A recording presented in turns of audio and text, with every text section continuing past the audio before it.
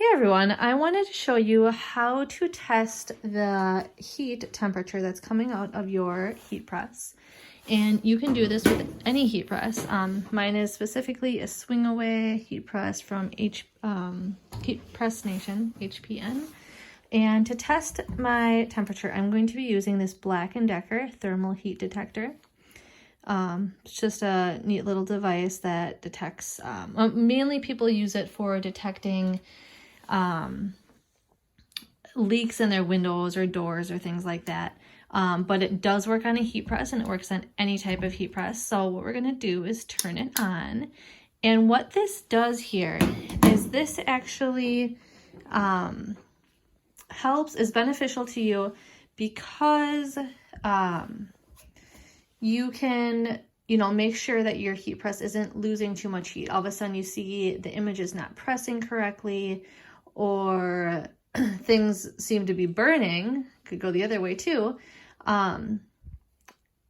This will make sure that doesn't happen, and if it does happen, you can fix it.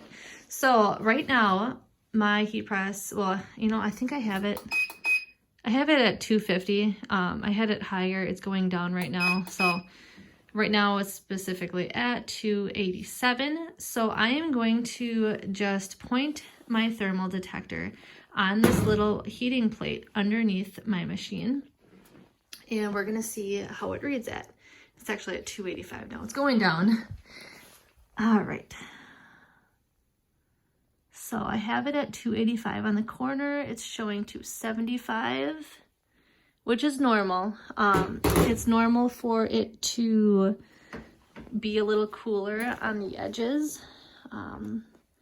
The middle here is showing 276,